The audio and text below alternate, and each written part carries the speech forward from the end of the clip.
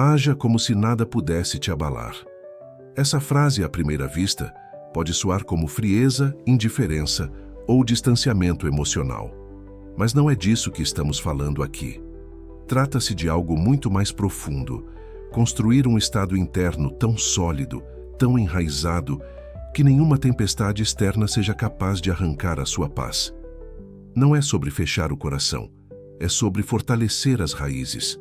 Napoleão Hill dizia: a calma é um poder imenso. E essa calma não é passividade, é autocontrole consciente. É a capacidade de manter o comando interno quando tudo ao redor parece querer tirá-lo do eixo. James Allen reforça essa verdade quando afirma: o homem é o senhor do pensamento, o modelador do caráter e o criador e formador das condições, do ambiente e do destino.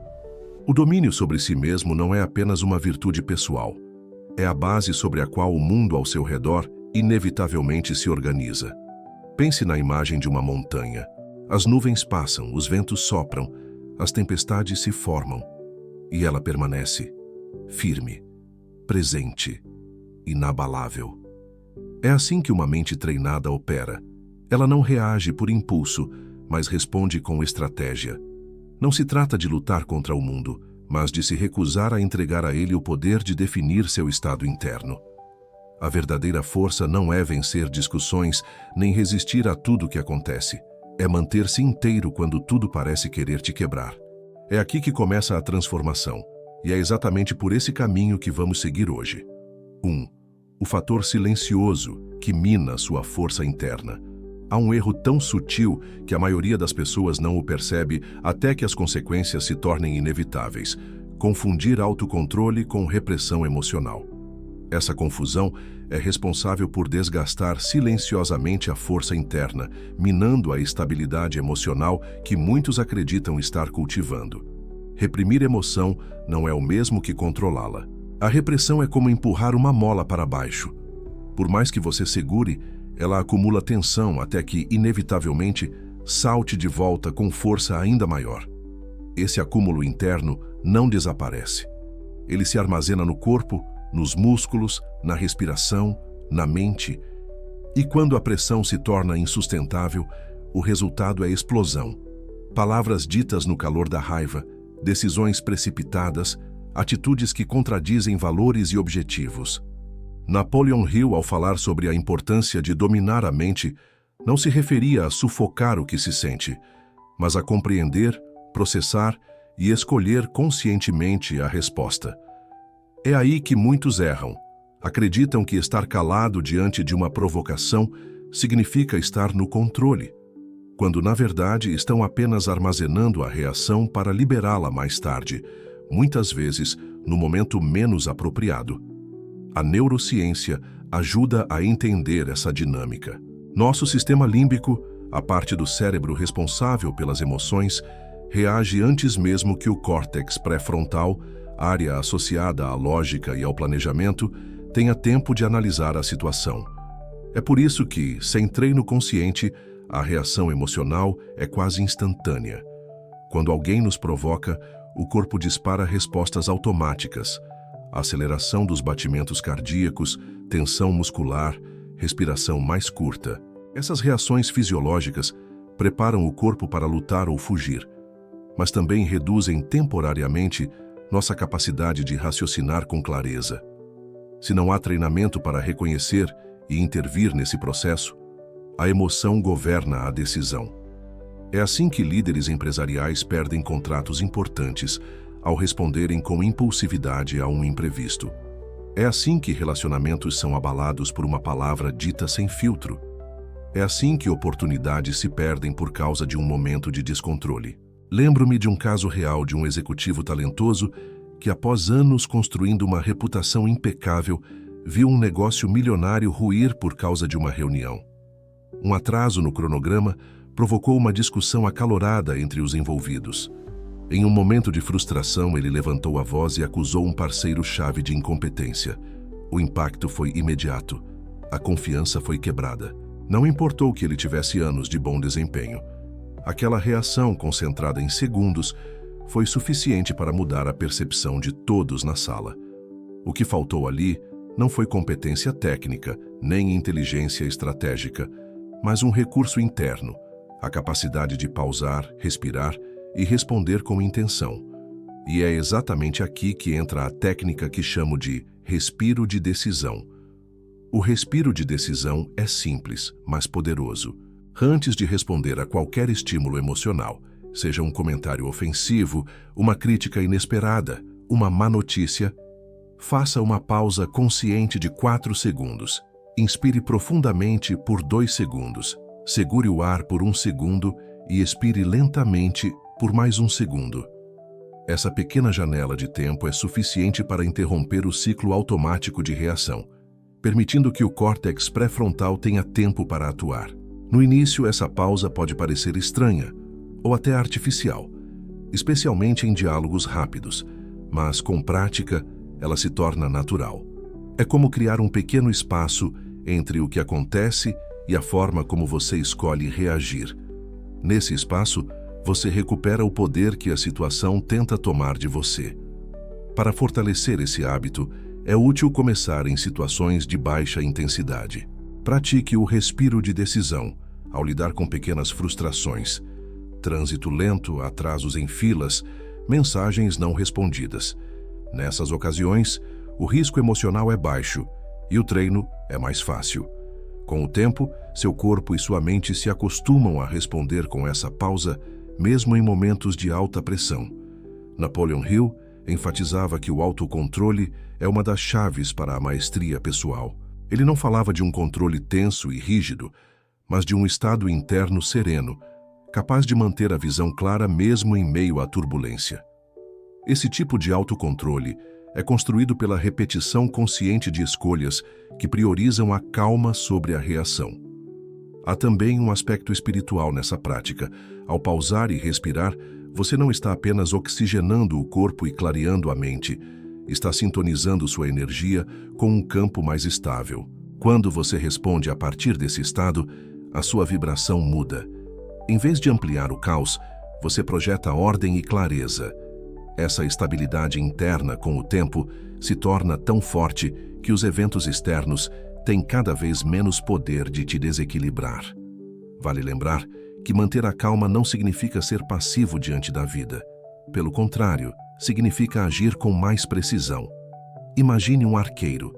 Ele não solta a flecha no momento em que vê o alvo. Ele ajusta a postura, controla a respiração, espera o instante certo.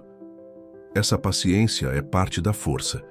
O problema é que, na correria e pressão do cotidiano, muitos não dão a si mesmos essa pausa.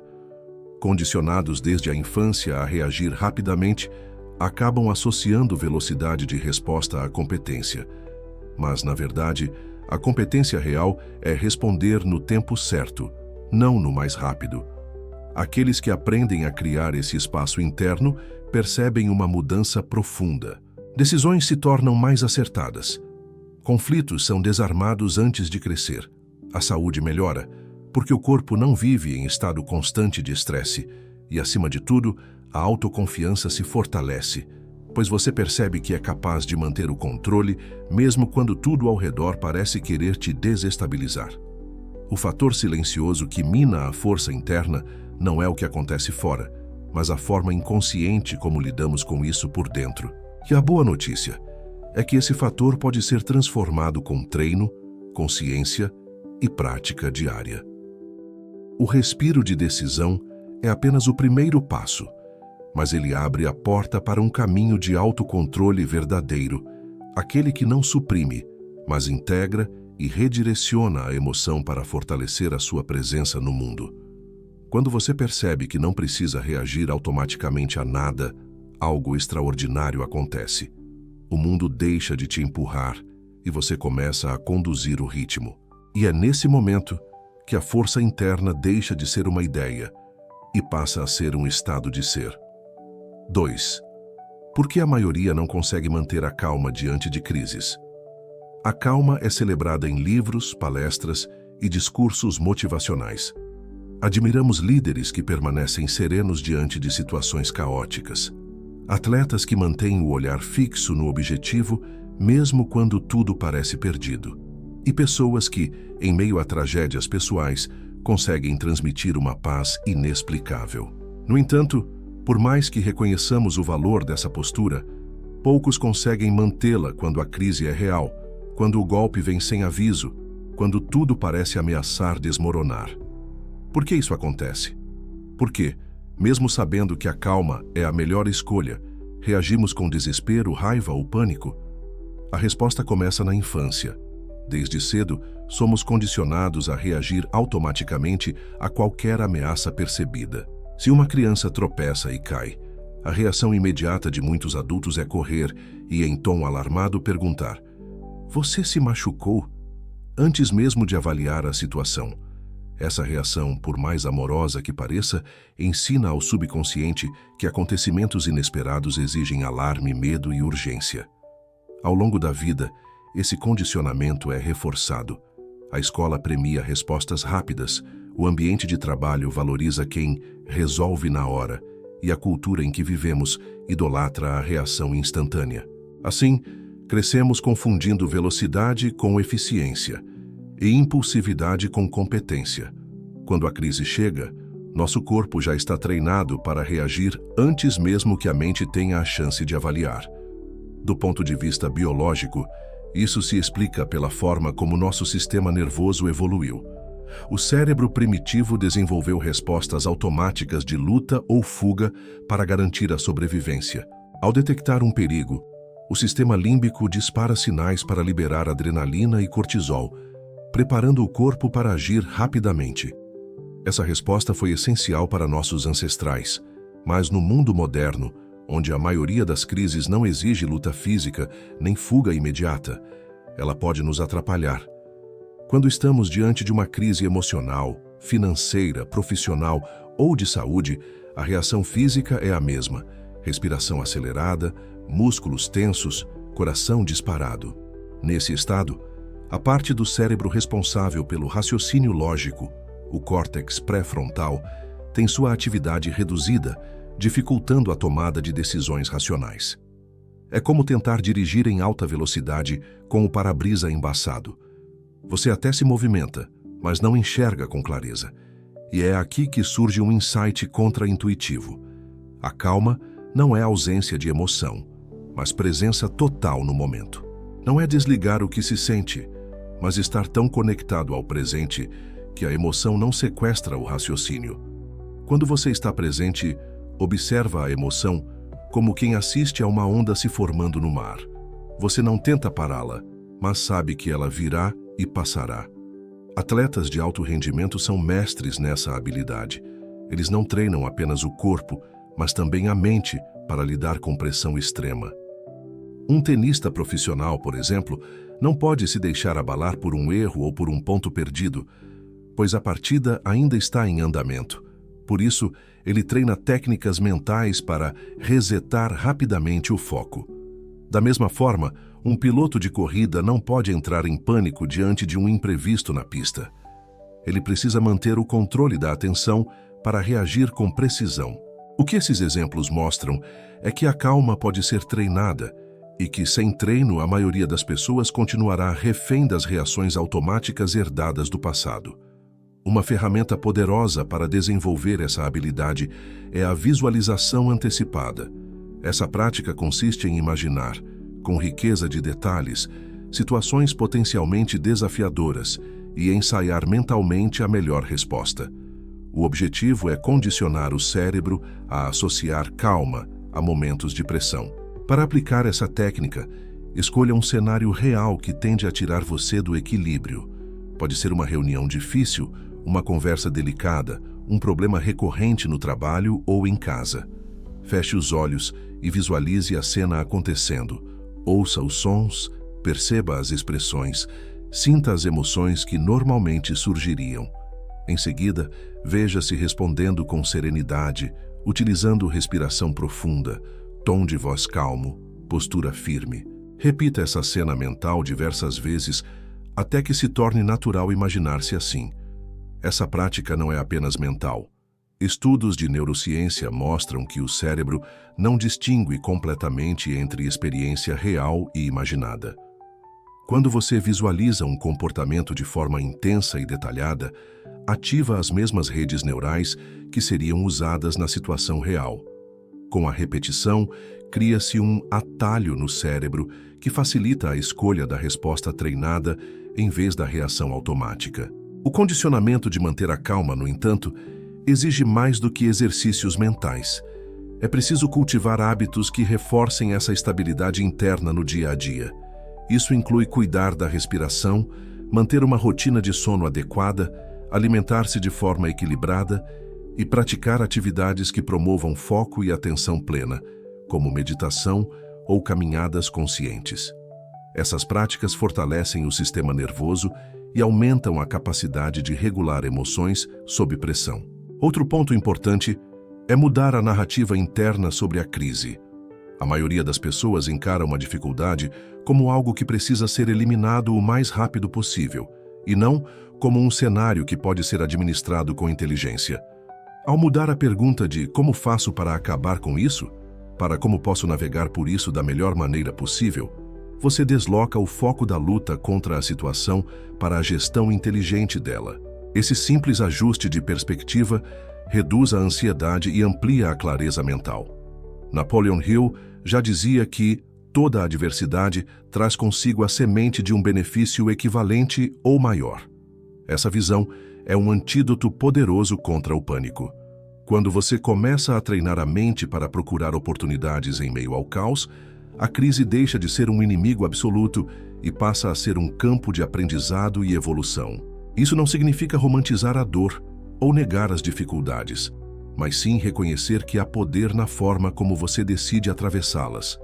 James Allen, por sua vez, reforça que o homem é o senhor do pensamento, e é justamente na crise que essa soberania é testada.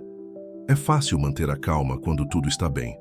O verdadeiro domínio se revela quando o chão parece ceder sob os pés e, ainda assim, você escolhe firmar-se por dentro.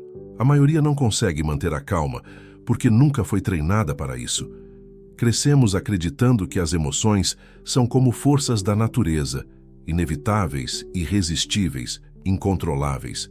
E, de fato, não podemos impedir que surjam, mas podemos escolher o que fazer com elas quando aparecem. Esse é o ponto central. A calma não é um dom, é uma habilidade. Como toda habilidade, ela pode ser aprendida, fortalecida e refinada. Mas para isso, é preciso disposição para treinar antes que a crise aconteça. É no dia comum, nas pequenas irritações, que você se prepara para os grandes testes. E quando essa habilidade se torna parte de quem você é, algo muda de forma definitiva. A vida pode continuar trazendo desafios, mas você deixa de ser refém deles. O ambiente externo perde o poder de ditar o seu estado interno. E nesse ponto, a crise deixa de ser um gatilho de caos e passa a ser apenas mais um cenário onde você atua com consciência e presença. 3. A força vibracional de agir como se nada pudesse te abalar. Existe um princípio sutil, mas extremamente poderoso, que atravessa tanto a espiritualidade quanto a ciência da mente. A sua vibração interna cria a qualidade das soluções que você atrai. Isso significa que não é apenas o que você faz que importa, mas principalmente o estado interno a partir do qual você faz. Uma frequência estável atrai soluções estáveis. Por outro lado, instabilidade interna amplifica o caos externo. Essa é a razão pela qual agir como se nada pudesse te abalar é muito mais do que um exercício de autocontrole. É um trabalho de alinhamento vibracional. Quando você sustenta um estado interno de confiança, clareza e serenidade, mesmo em situações adversas, envia ao mundo um sinal que reorganiza as circunstâncias ao seu redor. Napoleon Hill descrevia isso como fé inabalável. A capacidade de manter o foco no propósito, independentemente dos obstáculos. Para ele, a fé não é um sentimento vago ou religioso no sentido restrito, mas uma força criadora real, alimentada pela repetição consciente de pensamentos alinhados ao objetivo. Essa fé é o que mantém a vibração estável, como uma frequência de rádio que não oscila mesmo quando há ruído no ambiente. Pense na imagem de um farol à beira de um penhasco. A tempestade pode ser violenta, Os ventos podem rugir, as ondas podem bater com força, mas o farol não deixa de emitir sua luz. Ele não corre de um lado para o outro tentando controlar o mar. Ele simplesmente cumpre sua função, com constância, guiando navios para um porto seguro. Esse é o papel que você assume quando mantém sua frequência firme. Você se torna uma referência para si mesmo e para os outros, mesmo quando tudo parece desmoronar. O que poucas pessoas percebem é que essa estabilidade não é um dom reservado a alguns privilegiados. Ela é construída conscientemente através de práticas diárias que fortalecem o campo interno. E uma dessas práticas é a criação de uma âncora emocional. A âncora emocional é um gesto, uma palavra ou uma imagem mental associada a um estado interno de confiança plena. A ideia vem da programação neurolinguística e de estudos sobre condicionamento emocional. Quando você associa repetidamente um estímulo específico, como fechar a mão, tocar um ponto do corpo ou repetir uma frase curta, a um estado emocional desejado, o cérebro cria uma ligação automática entre os dois. Por exemplo, você pode escolher a frase "eu sou inabalável" e repeti-la em voz baixa ou mentalmente sempre que estiver em um momento de calma profunda, como após uma meditação, durante uma caminhada tranquila ou ao acordar descansado. Com o tempo, essa frase se torna um gatilho. Assim, quando a crise vier, ao repeti-la conscientemente, seu corpo e mente lembrarão do estado associado, ajudando a restabelecer a vibração estável. Outra forma de criar uma âncora é através de uma imagem mental poderosa. Imagine um lugar que simbolize para você segurança e estabilidade. Pode ser uma praia silenciosa, o topo de uma montanha, um quarto iluminado pelo sol da manhã. Ao visualizar esse lugar com riqueza de detalhes e associá-lo a um estado de paz, você cria um refúgio interno que pode acessar a qualquer momento. A ciência confirma que essas práticas funcionam porque ativam redes neurais específicas e produzem mudanças fisiológicas. Quando você evoca uma imagem ou palavra associada à calma, o sistema nervoso responde reduzindo a produção de cortisol e ativando o sistema parasimpático, responsável pela sensação de relaxamento e regeneração.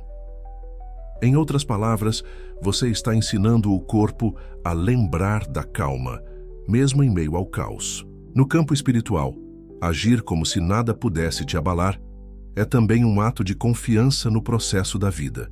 É dizer, com a sua presença e postura: eu sei que algo maior está em movimento, mesmo que eu não veja agora. Essa confiança não significa passividade. Pelo contrário, ela dá liberdade para agir com mais clareza, porque você não está preso ao medo de que tudo dependa exclusivamente do seu controle imediato. Neville Goddard, que estudou profundamente a relação entre imaginação e realidade, ensinava que viver mentalmente no estado desejado é o caminho para que esse estado se manifeste no mundo externo. Quando você se vê, internamente, como alguém inabalável, já está treinando seu campo vibracional para sustentar essa qualidade no cotidiano. É importante lembrar que a força vibracional não é apenas sobre se sentir bem, ela é sobre estabilidade. Muitas pessoas oscilam entre entusiasmo e desânimo, dependendo das circunstâncias do dia. Essa oscilação constante envia sinais confusos ao mundo e dificulta a manifestação de soluções consistentes. A verdadeira força vibracional vem da capacidade de manter o alinhamento, mesmo quando as coisas não acontecem no ritmo que você gostaria. Um exercício prático para fortalecer essa estabilidade é o diário de vibração. Todos os dias, registre 3 momentos em que você conseguiu manter a calma diante de uma situação que normalmente te abalaria. Descreva como se sentiu, o que pensou, que decisão tomou e qual foi o resultado. Esse registro cria consciência sobre os seus progressos e reforça a identidade de alguém que de fato age como se nada pudesse abalar. Com o tempo, algo curioso acontece. Você começa a perceber que muitas crises que antes te desestabilizariam já não têm o mesmo efeito. O tom de voz agressivo de alguém, a notícia inesperada, o atraso de um plano, tudo isso deixa de ser visto como ameaça e passa a ser apenas parte da paisagem. É como se você estivesse no centro de uma roda que gira, mas permanecesse fixo, assistindo ao movimento sem se deixar arrastar. Essa mudança de perspectiva é libertadora porque tira o peso emocional de situações que antes consumiam energia mental e física. Sua atenção fica mais disponível para criar, solucionar e viver com mais presença. E talvez o mais importante, você se torna exemplo para os outros. Assim como um farol não apenas ilumina para si mesmo, mas serve de guia para todos que navegam na escuridão, sua presença estável se torna um ponto de referência para quem está ao seu redor. Manter uma frequência inabalável é um compromisso diário. Não há atalhos, é a soma de pequenas escolhas. Respirar antes de responder, lembrar da âncora emocional, registrar suas vitórias internas, reafirmar a visão de quem você deseja ser. Com o tempo, essa prática deixa de ser um esforço consciente e se torna parte natural de quem você é. E quando isso acontece, o mundo pode mudar ao seu redor, mas você permanece. E, assim como o farol, sua luz segue firme, guiando não apenas a si mesmo, mas todos aqueles que cruzam seu caminho. 4. Transformando provocações em combustível para a evolução. Há um momento em que a vida nos apresenta um desafio sutil, mas decisivo, quando alguém ou algo provoca a nossa paz interior. Pode ser um comentário ácido, uma crítica injusta, uma atitude que sentimos como ataque ou desrespeito. Nesses instantes, temos duas opções: reagir no piloto automático e reforçar padrões antigos, ou transformar a provocação em combustível para crescimento. Esse conceito pode parecer romântico à primeira vista, mas é profundamente prático. Porque se analisarmos com atenção, veremos que são justamente as provocações e contrariedades que revelam com clareza onde ainda não temos pleno domínio sobre nós mesmos. Elas funcionam como espelhos. Espelhos que, embora desconfortáveis, mostram feridas que talvez estivéssemos escondendo até de nós mesmos.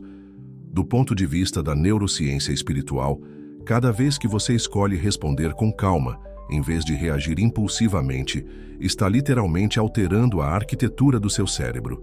Isso acontece porque o ato de responder de forma consciente ativa novas conexões neurais no córtex pré-frontal, a área responsável por raciocínio, empatia e planejamento, e enfraquece as vias neurais ligadas a reações automáticas do sistema límbico. É como se pouco a pouco você estivesse pavimentando uma estrada nova dentro da mente e cada escolha consciente tornasse essa estrada mais larga, mais estável e mais fácil de percorrer. Napoleon Hill dizia que cada adversidade traz consigo a semente de um benefício equivalente ou maior.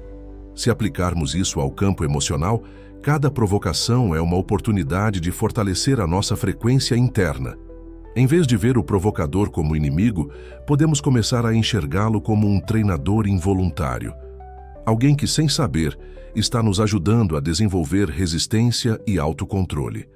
Pense em atletas de alto rendimento. Eles não treinam apenas contra adversários mais fracos. Buscam enfrentar aqueles que exigem mais velocidade, mais técnica, mais preparo. Isso porque entendem que é nos testes mais duros que se alcança o próximo nível. O mesmo se aplica à vida emocional. É fácil manter a calma diante de elogios, concordâncias e facilidades. O verdadeiro crescimento vem de manter a calma diante de críticas, desentendimentos e desafios inesperados. Há uma prática simples, mas poderosa, que pode ajudar nesse processo. O registro de evolução emocional. Funciona assim. Ao final de cada dia, anote ao menos uma situação em que você foi provocado ou testado emocionalmente. Descreva o que aconteceu, qual foi a sua reação, como se sentiu e, principalmente, o que poderia ter feito para manter uma postura ainda mais alinhada com o seu estado ideal. Essa prática cria consciência sobre seus gatilhos e, ao mesmo tempo, reforça a noção de que cada provocação é uma chance de treino. Um exemplo real que ilustra esse conceito é o de uma empreendedora que enfrentava críticas constantes nas redes sociais. No início, cada comentário negativo a deixava abalada e ela passava horas pensando em respostas, justificando-se ou remoendo as palavras recebidas. Com o tempo, decidiu encarar cada crítica como um treino para a sua estabilidade. Passou a aplicar uma regra. Só responderia depois de 24 horas. Esse intervalo lhe permitia analisar se valia a pena responder e, caso fosse necessário, fazia isso com um tom construtivo, sem defensividade. O resultado foi surpreendente. Não apenas reduziu a quantidade de conflitos, como também percebeu um aumento de respeito por parte do público, que passou a vê-la como alguém equilibrado e seguro. Transformar provocações em combustível para a evolução exige 3 passos fundamentais. Reconhecer o gatilho. Não há como mudar o que não se reconhece. O primeiro passo é admitir que algo mexeu com você. Fingir que está tudo bem ou tentar engolir o sentimento só reforça padrões de repressão que cedo ou tarde transbordam. Reconhecer o gatilho não significa se identificar com ele, mas observar que ele existe e que precisa ser compreendido. Escolher a resposta. Entre o estímulo e a resposta, há um espaço. Viktor Frankl, sobrevivente de campos de concentração, dizia que nesse espaço reside o nosso poder de liberdade e crescimento. É nesse instante que você pode aplicar técnicas como o respiro de decisão, usar uma âncora emocional ou simplesmente se afastar momentaneamente para recuperar o centro. Resignificar a experiência. Aqui entra o trabalho interno mais profundo. Pergunte-se: o que essa situação está tentando me ensinar? Ou que habilidade eu posso desenvolver a partir desse desafio? Ao transformar o sentido da provocação, você a retira da categoria de ataque e a coloca na categoria de treinamento. O efeito dessa abordagem com o tempo é transformador. As situações que antes eram percebidas como ameaças passam a ser vistas como oportunidades de fortalecimento. Isso não significa que você vai gostar das provocações ou buscar situações desagradáveis, mas sim que vai parar de tratá-las como inimigas absolutas. No campo vibracional, essa postura tem um impacto enorme. Cada vez que você mantém a frequência estável diante de uma provocação, está dizendo ao universo: eu permaneço no meu centro, independentemente do que aconteça ao redor. Essa constância cria um campo de energia que não apenas protege, mas também atrai experiências mais alinhadas com o seu estado interno. É como se você estivesse afinando um instrumento. Quanto mais afinação, mais harmonia você produz e mais harmonia recebe. Neville Goddard reforça essa ideia ao ensinar que você atrai o que é, não o que quer. Ao se tornar alguém que responde com calma e clareza, você começa a atrair pessoas e situações que refletem essa mesma qualidade. É uma mudança silenciosa, mas perceptível. O ambiente externo começa a se reorganizar para combinar com a sua nova vibração. Essa forma de lidar com provocações também fortalece a autoestima. Você passa a se ver como alguém capaz de se manter fiel aos próprios valores mesmo sob pressão.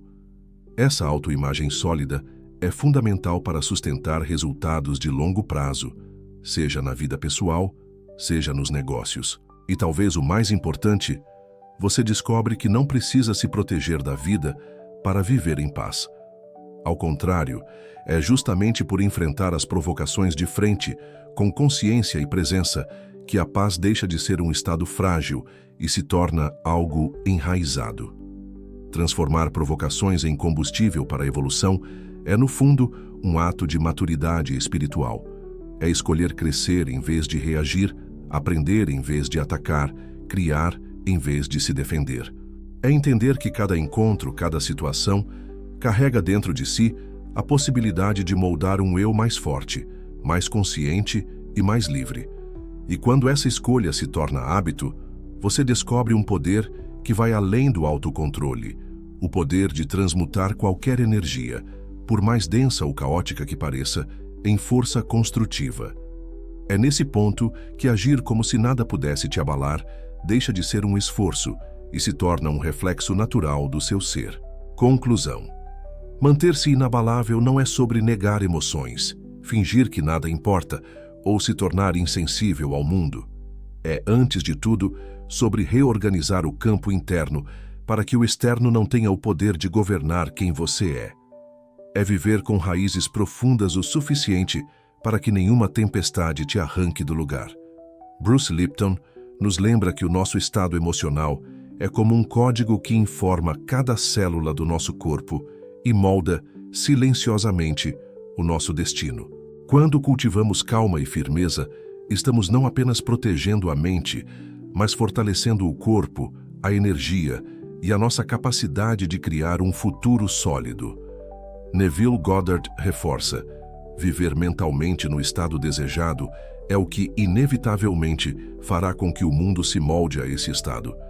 Se você age como alguém inabalável, mesmo quando a vida parece querer te provar o contrário, está treinando a sua vibração para que essa estabilidade se torne realidade concreta. As crises continuarão vindo, os desafios não vão desaparecer. Mas o que definirá o seu futuro não será a força do vento que sopra contra você, e sim a firmeza da base sobre a qual você permanece. E eu deixo você com esta frase para guardar no coração. O mundo tenta mover quem não tem raízes, mas quem se firma na própria consciência se torna impossível de abalar.